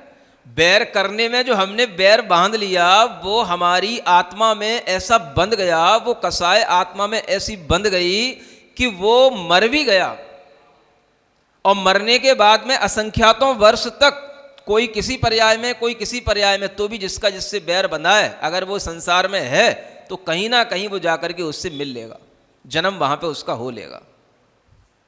इतनी बड़ी चीज है ये बैर कसाय। समझ में आ रहा है? इसलिए कहा जाता है क्षमा भाव रखो। हाँ, एक दिन की क्षमा से कुछ नहीं होगा। हर समय किसी से भी बैर बांधने का मतलब ये हो गया कि आपसे उसका अनुबंध जो बन गया, अब आप चाहे आत्महत्या कर लो चाहे उसका मर्डर कर दो, कुछ नहीं होने जाने वाला इससे। वो तो बंध गया बैर। वो जो है चाहे कितने ही उसके मर्डर हो जाएं और चाहे खुद व्यक्ति सुसाइड कर ले, कुछ नहीं होने वाला इससे। ये सोच लो सब लोग अच्छे ढंग से। मरने से मारने से कोई बैर तो दूर होता ही नहीं, वो तो आपके क्षमा भाव से ही दूर होगा। और वो बैर जो बन गया है, अब देखो 22 सागर घूमने के आया, 30 पर्यायों में भी चला गया, 2 इंद्री 3 इंद्री 4 इंद्री भी रहा, 1 इंद्री तक भी बना, पेड़ पौधा बन के भी खड़ा रहा होगा कहीं, उसमें हजारों वर्ष निकाल दिए होंगे, लेकिन फिर भी मन की कसाय, मन तो है ही नहीं, लेकिन आत्मा में जो कसाय बंधी है वो कसाय तो फिर भी नहीं गई। जैसे ही वो 1 इंद्री से फिर पंचेंद्री बनता है, फिर वहीं पे जाके उसका जन्म होता है, वह कसाय उसकी फिर जागृत हो जाती है। समझ आ रहा? जैसे पत्थर होता है, पत्थर के ऊपर काई लग जाती है। समझ आ रहा है? आप सोचते हो काई सूख गई, काई सूख गई, जैसे ही पानी की 2 बूंदें गिरी वो काई फिर हरिया जाती है। ऐसे ही बैर भाव, कसाय भाव आत्मा में बंधा होता है। समझ आ रहा है? वो कहीं दूसरी पर्यायों में चला गया, आपको लगता है सूख गया, हमारे अंदर तो कसाय है ही नहीं महाराज, हमें तो किसी से कसाय है ही नहीं। कितनी बांधी पड़ी हुई कसाय है, कितनी बंधी है, वो समय पे पता पड़ेगी। जब उस पर थोड़ा सा पानी आएगा, निमित्त सामने आएगा, तो अपने आप हरियाली हो जाएगी उसमें। ऐसी कसाय होती है। समझ आ रहा है? तो ऐसा मत सोचो कि हमारे अंदर कोई कसाय नहीं है। देखो अब क्या होता है, इह विधि भयो पाप अवसान, काहू जन्म क्रिया सुविठान, मही पाल पुरसो है जहाँ, मही पाल रप उपज्यो तहाँ, पारस प्रभु की बामा माय, इनको पिता भयो यह राय, पटरानी के प्राण वियोग, उपजो विरह बड्यो चित सोग, तापसी भेष धरो दुख मान, पंचम गति पंचगणी साधे, पंचागनी साधे बनयान। है ना? देखो कौन सा रिश्तेदार बना, पंच, है ना? मम्मी का पापा। क्या हो गया? हाँ, वामा देवी जो माँ है ना, पारसनाथ का जीव उसी वामा देवी के गर्भ में आ रहा है जिसका पिता कमट का जीव है। समझ आ रहा है ना? ऐसे रिश्ते बनते हैं, छूटता नहीं है। अब नाना बन गया, नानी मर गई, अब नाना अकेला रह गया। समझ आ रहा है?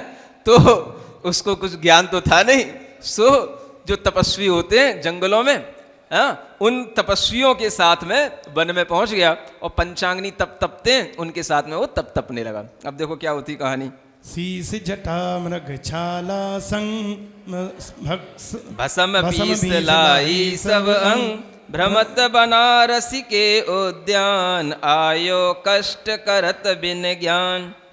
अवसर श्री पास कुमार, गए सहज बन करन विहार, राजपुत्र बहु सुरगन साथ, गज आरूढ़ दिपय जिननाथ। कर सुषंद बन के लिए अनूप, चले नगर को आनंद रो, देखो मग में जननी तात, तपे पंच पावक तप गात। सो समीप प्रभु को अविलोय, चिंते चितिरो शातुर होय। मैं तपसी कुलवंत महंत, जननी पिता सुपूज सबवंत। अहो कुमर के यह अभिमान, विनय प्रणामी करे नहीं आन। इतने ईंधन कारण जान, लकड़ी चीरन लाग्यो अज्ञान।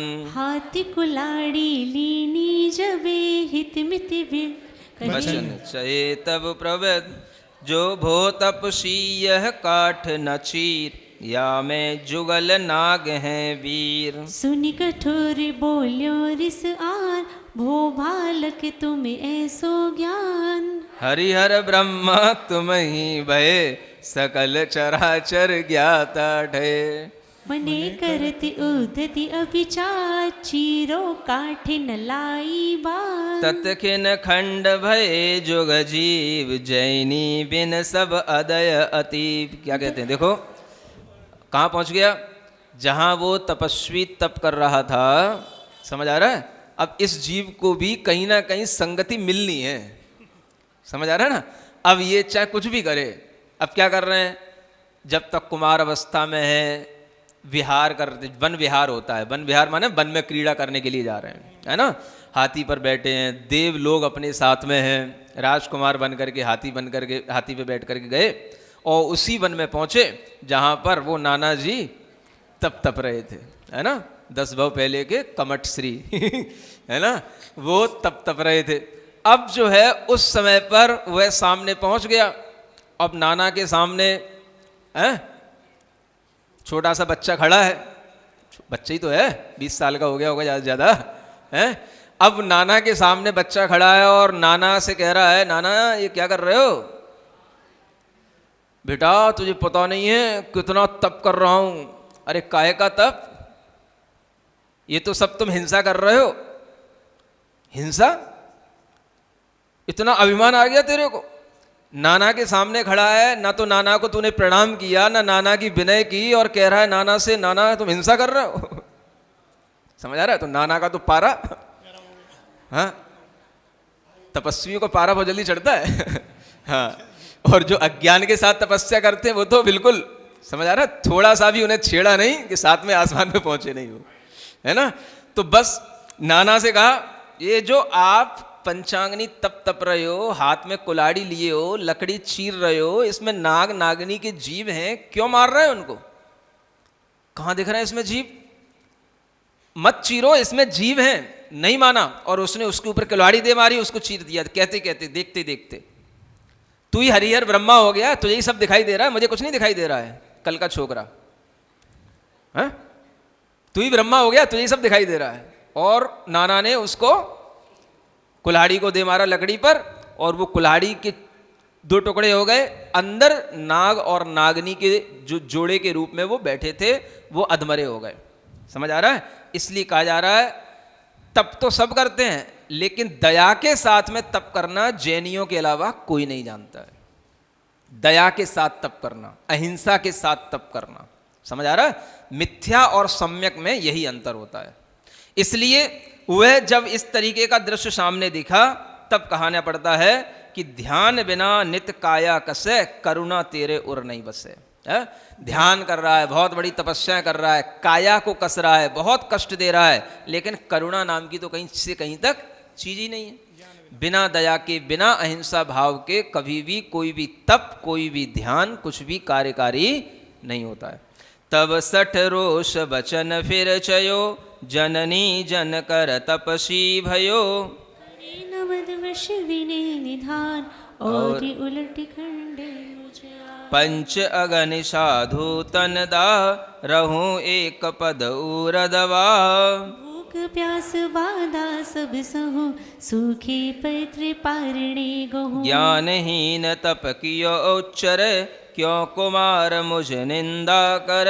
तब प्रभु वचन कहे हितकार, तुझ तप में हिंसा अगभार। छहों काय के जीव अनेक, नास होय नित नाही विवेक। जहाँ जीव वध भोय लगा, तहाँ पाप उपजे निर्धार। पाप सही दुर्गति दुख देह, त्याते दयाहीन तप ये। ज्ञान बिना सब काय कले, उत्तम फलदायक नहीं लेश।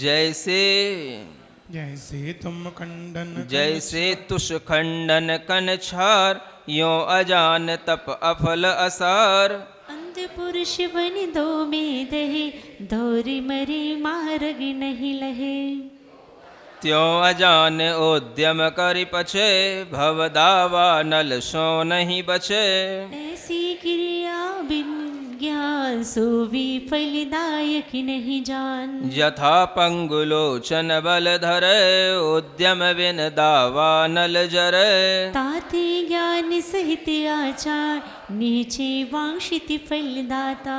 इह विद जिन मत के अनुसार, करियोत्तम तप यह हट छार। मैं तुझ वचन कहे हितकार, तू अपने उर देखी विचार। भली लगे सोई कर मित, वृथा मलिन करे मति चित्त। नाग जुगल सुन जिन वचन, क्रूर जीव अति निंद। देह त्याग तत्खिन भय, पद्मावती धनिन नाग जुगल के बाग की महिमा कही न जाए। जिन दर्शन प्राप्ति भई मरण समय दुखदाय। ऐसे पारस कुमार ने अपने नाना के तप को अज्ञान तप सिद्ध किया, है ना। नाना जी कह रहे थे कि मैं तो सब भूख प्यास की बाधा सहता हूँ, है ना। बड़े बड़ी मैंने जटाएं बना रखी हैं, बड़े बड़े ऊर्ध्व मुख करके खड़ा रहता हूँ, ऊपर को मुख करके सूरज के सामने, गर्मी वर्षा सब सहता हूँ, और तू मुझे क्या कह रहा है?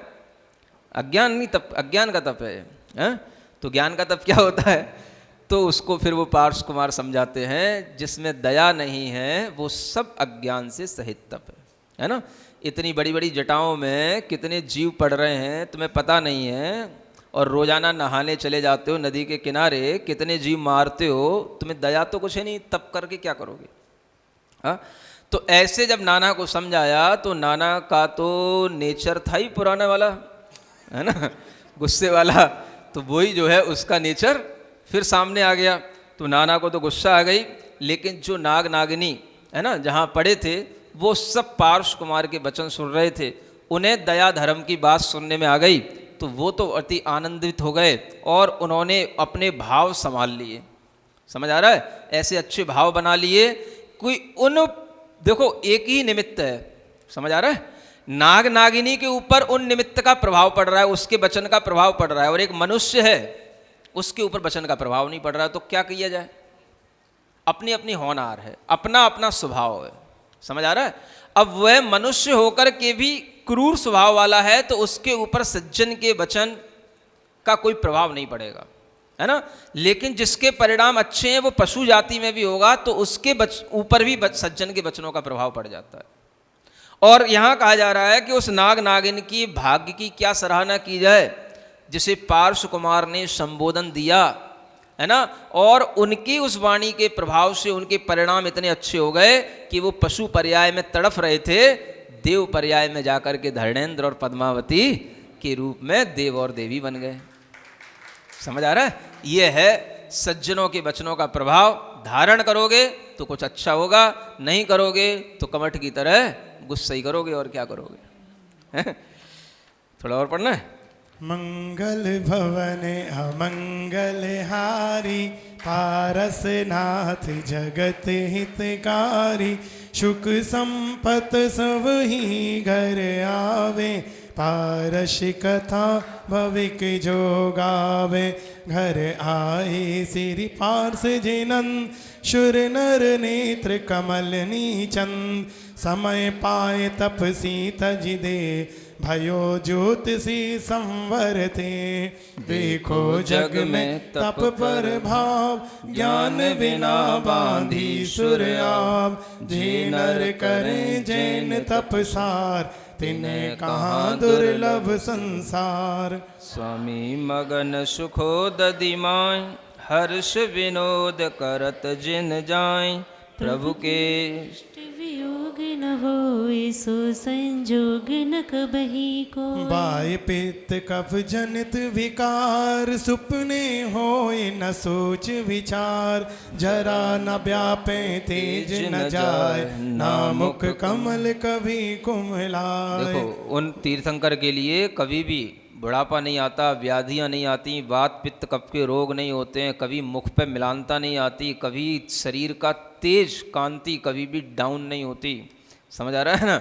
और कभी इष्ट का वियोग नहीं होता, और उससे जनित कभी भी उन्हें कोई दुख नहीं होता, कोई शोक नहीं होता। समझ आ रहा है? ये दुख शोक की कहीं कोई चीज़ नहीं है। आर्त ध्यान तो कभी करते ही नहीं। ऐसे वह एक तरफ तो ऐसा जीव इस तरह से अपना जीवन जी रहा है, उधर वह कमठ का जीव तापसी बनकर के जब मरा तो वह ज्योतिषी देवों में संवर नाम का देव बन गया। वो है ना, ज्योतिषी देव होते हैं उनमें संवर देव बन गया। अब देखेंगे फिर मिलेंगे ये आगे दोनों कहाँ मिलेंगे, तब तक इंतजार करेंगे अपन। जहाँ ही नहीं दुख कारण आन, पुण्य उदधि बेला भगवान। यो सुख भोग करत दिन गए, तब जिन 30 वर्ष के भय। अब भय 30 वर्ष के, है ना। नृप जय सेन अयोध्या घनी, भक्ति प्रीति प्रभु सो अति घनी। तुद गा अधिक बहु वस्तु पठै विनय वचन कहिबो। राजदूत चली आयो तहाँ, सभा थान जिन बैठे जहाँ। हेमासन पर सोहे हिमगिरि शिखर श्यामि घन जेम। देख द्रुते जो मांचित भयो, बहुविध चरण कमल को नयो। मान्यो सफल जन्म निज सार, त्रिभुवन पति पर तक्षिनिहार। धरी भेंट जो राजा दई, विनय प्रणाम विनती कई। तब पूछे तह त्रिभुवन धनी, संपति नगरी अयोध्या तनहि। कहे दूत कर जुग सिरधार, वरनय तीर्थंकर अवतार। मोक्ष गए वरनय तीर्थाम, मुनि सुनि स्वामी चिंतय उरतान। बोलो पार्श्वनाथ भगवान की। एक दूत आया है अयोध्या से चल कर के, है ना, और वह ऋषभ देव भगवान का उस अयोध्या में जहाँ पर वो तीर्थंकर का जन्म हुआ था, उनकी कुछ वार्ता उनसे कहता है। और वह स्वामी जो पार्श्वनाथ भगवान है, अपने सिंहासन पर बैठ कर के उस दूत की वार्ता सुनते हैं। दूत क्या कहता है और वो क्या सुनते हैं, क्या समझते हैं, इस बात की चर्चा आगे बाद में की जाएगी। जय बोलो चिंतामणि पार्श्वनाथ भगवान की।